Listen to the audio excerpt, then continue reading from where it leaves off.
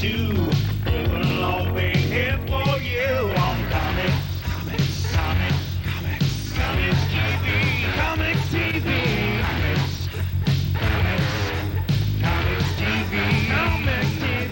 fantasy and little me. What's it gonna be now? Alternative, mainstream too. Here every week for you on Comics TV, Comics TV, Comics TV.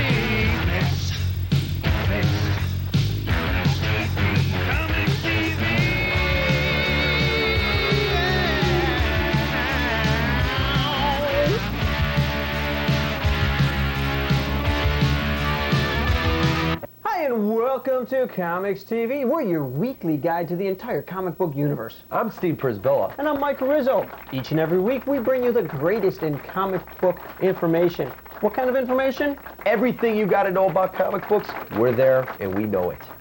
Before everybody else. We are the fastest, the quickest. And this is 1995. We want to welcome you to our first show this year. And it's going to be good this year. We've got tons of stuff coming up this year. There's more things than we even can handle. So, let's kick it off with our first show of 95. Here's the comics. Steve. Thank you.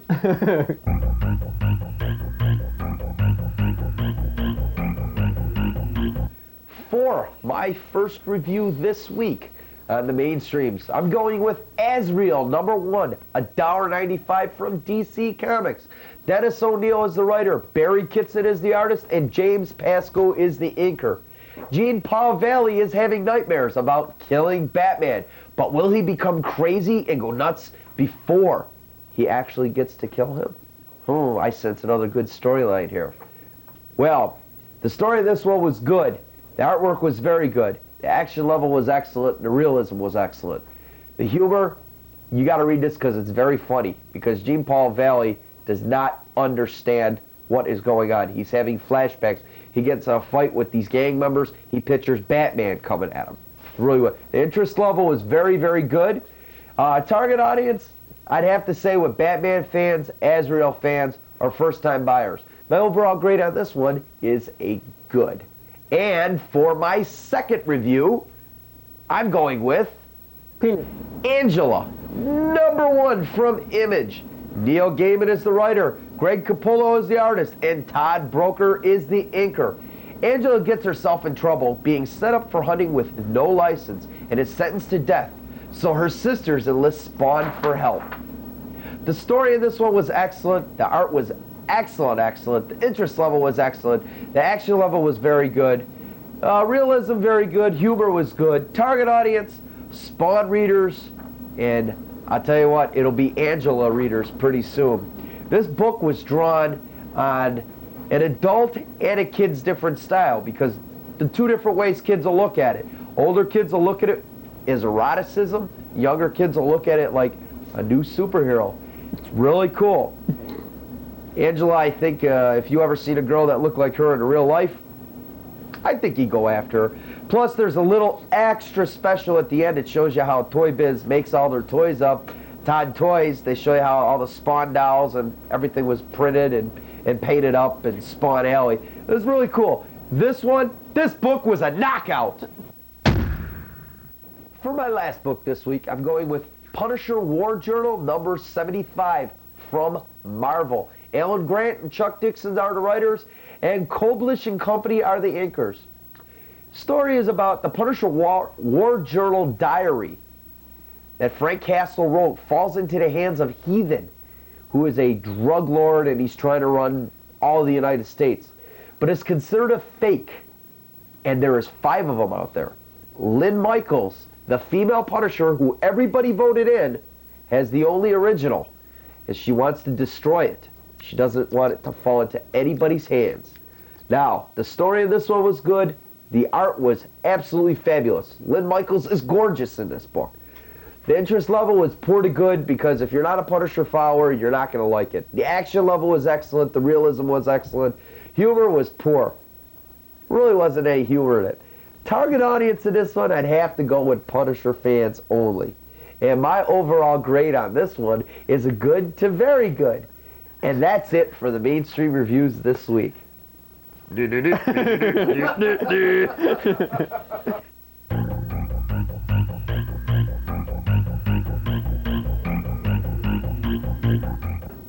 Topping this week's comics news, 1994 went out with a bang as big changes were made in the comic industry in late December.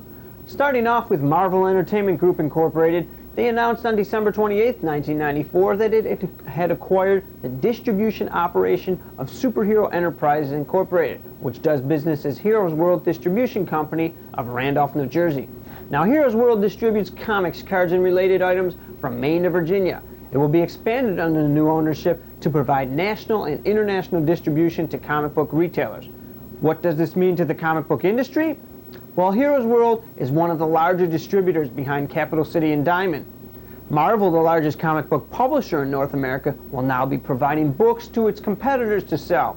In other words, in the near future, we can expect to see some major changes as Marvel attempts to create a distributor to rival its competition.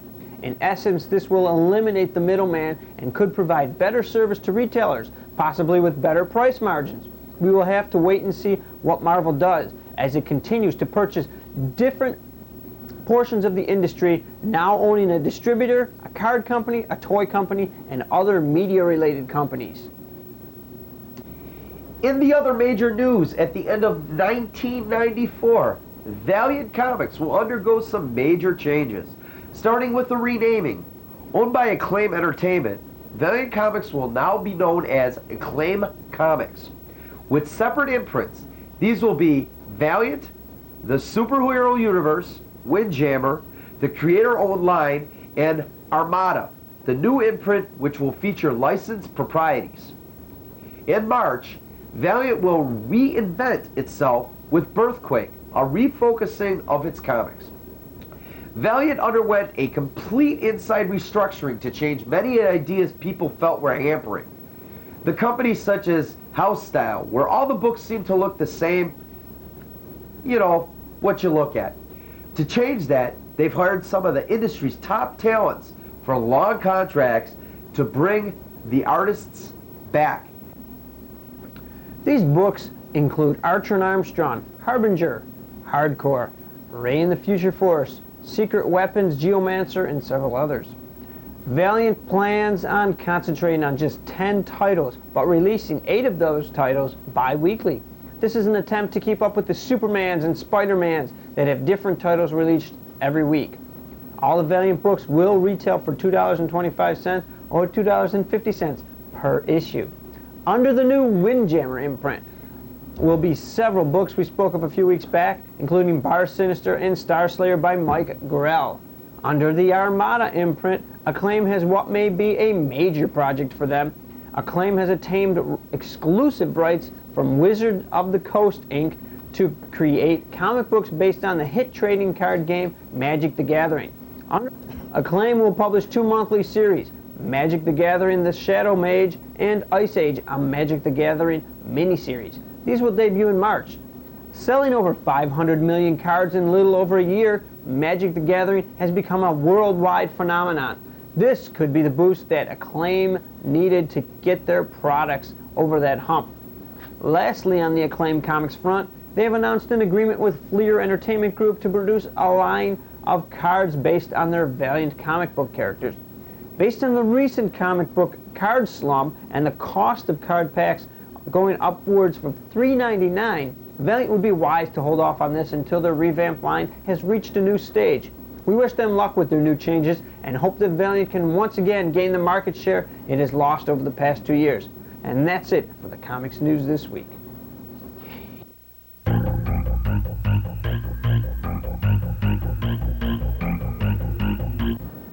My first book this week is Kabuki, Fear the Reaper #1 from Caliber Press. David Mack writes and draws this interesting book. The cost is $3.50. A while back we brought you a small preview of Kabuki. At that time we mentioned that it appeared to be very violent. Well, after reading the entire book, it's not as bad as we thought. Kabuki is the tale of a Japanese assassin in Japan. There's a lot of Japanese culture described. The art's a little detailed and exciting. Well, not a little detailed, it's very detailed. Similar to the She comic, I found this book enjoyable and would recommend it to the mature readers. At 41 pages of story, based on the new little comic book price index I figured out, the $3.50 price tag is a borderline price. Utilizing the price index, Kabuki costs 8 cents per page. Actually, it's not too bad. The art is very good and pleasing to the eye. The story moves pretty quickly right from the start. Overall, it's a decent book and it's worth a look. Next this week I have Atomic City Tales #1 from Black Eye Productions. Jason Stevens is the writer and artist, or it could be Steffens, depending on what kind of person he is. He's the writer and artist. The cost is $2.95. The book begins with an introduction by Mike Allred of Madman fame. The art style of Atomic City Tales is reminiscent of Madman and maybe a little Love and Rockets. It's simple, line-driven art without all the fancy, detailed, image-styled, superhero kind of crap. It's very clean. There's a whole cast of characters in Atomic City, including local superhero Big Bang, who can make people do anything he wants. He can even jump into a television screen and start talking with the people there that are on TV. It's kind of interesting. There's flying cars, villains, love, kisses, and a whole lot of fun. Atomic City is a It's a fun book. It rates 12 cents per page on our price index there. So it's a book worth trying if you are looking for some light humor. The next book I have today, my last one, is Comics Review presents Modesty Blaze. It's #3 from Manuscript Press. It's by Peter O'Donnell. The cost is $5.95. Comics Review reprints Take Me to Your Leader is the title of the story, which originally ran from May 19th, 1977 to October 4, 1977. It's a great story in which Modesty helps to uncover a plot of aliens in order to bring world peace. It's an interesting story, and it almost sounds plausible. It's great seeing strips like these reprinted because they're good. They're, you know, a little borderline, a little cheesy, not cheesy, but cheesecake, you know. You got to see it to believe it. The problem is cost. This is a 30-page story, costs 19 cents a page, which is very, very expensive. If you truly enjoy these reprints, then it's worth it. But for the casual buyers, I'd have to say that this is way too expensive, and unless you're really, really looking for strip reprints, pass this one by. It's a good story, though. And that's it for my independent books this week. Today's dual review book is Cerebus, Mothers and Daughters, #39. Cerebus issue #189. It's from Aardvark Vanaheim, written by Dave Sim with art by Gerhard. The cost is $2.25. Tell us what Cerebus 189 is about. Cerebus 189, which is priced $2.25, which I think is $2.24 too much of what it's worth, is about two aardvarks that are stuck on a little block out in outer space. Cerebus is not wearing his spacesuit, but this other aardvark is. Tarim. Tarim is the other one. Tarim. And in between them is an invisible border. And they hate each other through the thing, and they're pushing on this invisible border, trying to act like they can push each other off this little, let's say it's about 4-foot block out in outer space. Well, it turns out the block breaks in half, and Cerebus goes one way, and Terrace goes the other way, and they both feel like they've won. It's a useless story. I thought that anybody who spends $2.25 for this, whether you're a Cerebus fan, collector, or not, there wasn't one word in there. Oh, there was. Well, there was some words. No, they talked to each other a little bit. It was useless. Reading this one-part story is very difficult. The artwork is very good. Oh, yeah. His artwork is always beautiful. There's 20 pages of this story. A lot of them are splash pages. There's 7 pages of letters. There's a self-publishing primer, and there's a 12-page preview of THB by Paul Pope. Cerebus is unique in the comic book industry in that there's almost as many pages of letters as there is story. Cerebus can realistically only be enjoyed by a small group of people, a small, very, very, very small segment of the comic book population. It's too complex, it's too long, it's too sophisticated for most people. And, you know, unless you want to become totally engrossed in this. Where you'd have to go back to issue number 1 and straight up. Right, you'd have to purchase some of the telephone book-sized reprints of Cerebus, which Dave Sim keeps in print for people. I mean, unless you really want to do that, or go back to part 1 of this Mothers and Daughters just to get a story. I mean, this is 39 issues already of Mothers and Daughters. Unless you want to go back to page 1 or part 1 of that, you're going back a couple of years already. 39 issues of one series. I mean, this is just one story. Not, you know, we talk about the superhero books and stuff where they do crossovers and they spend, you know, 4 issues going through 5 issues going this and that. And we complain about that, but 39 issues? And it's not done yet. And the story made no sense. It probably makes sense if you're reading the entire story through, but to pick up 1 issue is useless. Cerebus is not something that you can pick up 1 issue of. And I would say don't even bother buying this book. It was terrible.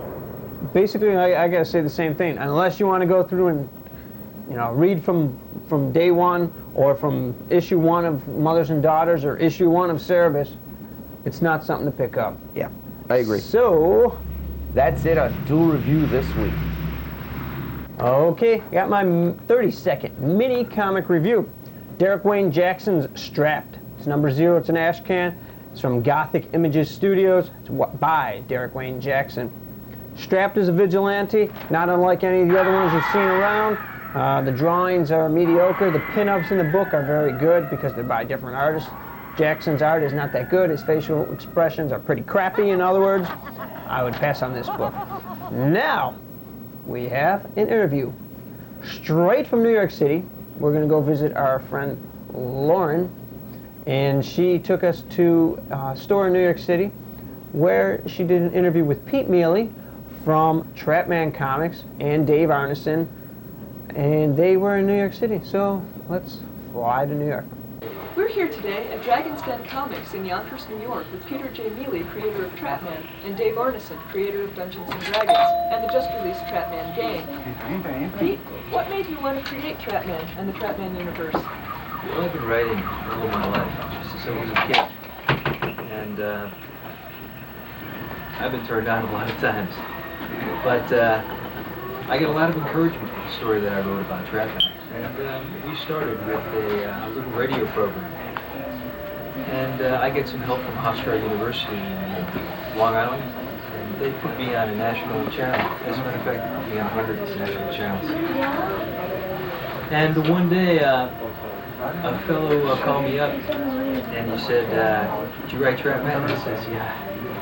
And he said, I wrote a game called Dungeons and Dragons. Have you ever heard of that? And I said, sure, nobody's know that. It's a household word. He said, I think the Trapman would make a good game. So we began working on a game at that time. And I had sent my story to several publishers, and they said that I had written kind of a script like it. And they didn't think there was enough there for a novel, but they said that they thought that it would make a good comic. But we have a very famous comic artist in our hometown, Minneapolis, Minnesota, and that's Gordon Purcell. And I sought out Gordon. Gordon looked over my project, I thought it was a good project, and I got Gordon to work with me. Also, I got Paul Frick, who's a famous artist for DC Comics, a friend of Gordon's, and he draws for And those fellas put together my comic, and I got my first comic on the market.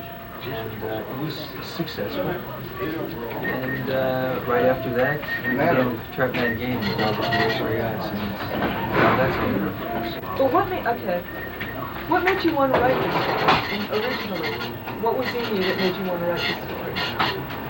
Well, I read a lot. I read a lot of classic novels, good guy, bad guy novels. And I wanted to write my own story of good conquering evil. And it came out like this. Trapman was published by Phantom Comics. Does Phantom have any other titles? No, Trapman, Phantom only has Trapman. Okay, and Phantom is you, right? Yes, Phantom is me. As an independent production, Trapman obviously required a lot of faith. What drove you to keep on with it when it got difficult? Encouragement by my friends. I said, look, I'm hungry. I got to get a job. I got to do something. And my friends would say, Pete, you can't give up this project. It's a good project. And those kinds of things get me going. Where did you get the money? Well, my girlfriend has a very good job, and she owns her own home. And I had been working with different things, and I stopped working to work full-time on my project. And I'm a musician. On the radio tape, I played with Gypsy Band. Gypsy had 7 successful albums with RCA. So I had a little money coming in with music, and just kept going. So it's really a matter of determination and faith in the project. The issue of Trapman that's available now is number 1. When do you expect to publish number 2? Well, we are working in several different areas with number 2. Number 2 is done in black and white, but we're trying to get a major company to pick it up. I would like Marvel to pick it up. Is anyone listening to me out there? Marvel. Or some major company, DC perhaps, because we have very excellent artists from Marvel and DC now. That would be good for me. How many issues do you foresee Trapman running in this story? Well, I have written now 13 issues. But I can see it's an open-ended story, and I can just see it going on forever. Okay. And how's it distributed? Where can viewers get it? The game? No, the comic, first of all. The comic you can buy in any game in the bookstore in the United States or Canada. It's everywhere. Paul Friedman and Gordon Purcell, who did the art for Trapman number 1, have a lot of other credits. How did you get such heavy hitters involved?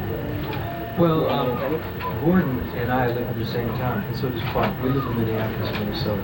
And Gordon is listed in the phone book. After this interview, he'll probably enlist the number. But I called Gordon and told him about my project, and I asked him, please come and see it. And the truth is, I never let Gordon alone. So he was either going to have to change his number or come and do the project. And he read my project, and he liked it. He listened to my radio, and he thought the project was a good project, and so did Paul, because those two are friends. And they helped me get my magazine going.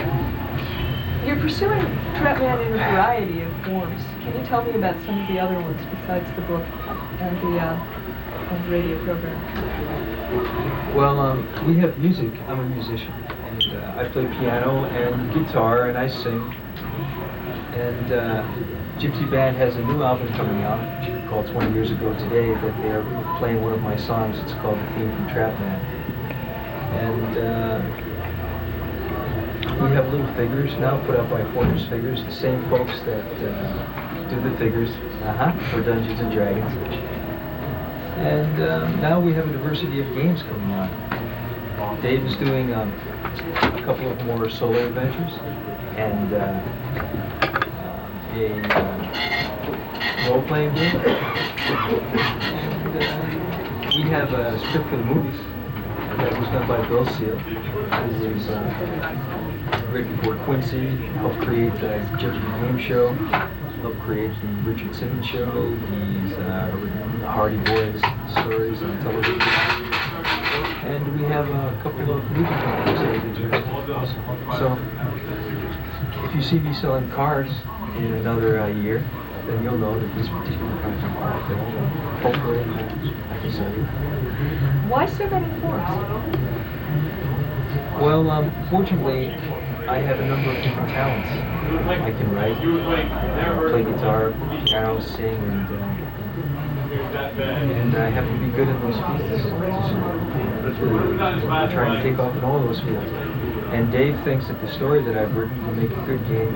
Hollywood first turned me down with my screenplay that I wrote myself without them, because they said I had too many characters. But Dave said, because I have so many characters, it makes a great game. Okay. Whew. We just flew from New York City, and boy, are our arms tired. Anyhow, that was Pete Miele and company, and thanks, Lauren. Great We interview. are going to have some more with Lauren down the road here as she picks up some more interviews for us in the New York, New Jersey area. And that is, yep, that's it. That's it for this week. That's it for this week. And While Steve does that, I will show some of the toys I got for Christmas. Okay, as we say each and every week, comic books are printed to be read, not to be collected and thrown on a shelf, and not to be just spewed around. They're there, they're a learning tool. So when you buy them, make sure you read them before you collect them. Do both. It's very, very profitable. I'm getting beat up by Spider-Man here. But nope, look. Spidey's buddy, Hobgoblin. And as we say each and every week, next time you patronize your local comic shop, tell them you've seen it on COMX-TV. See ya. 1, 2, 3. 1, 2, 3. 1, 2, 3.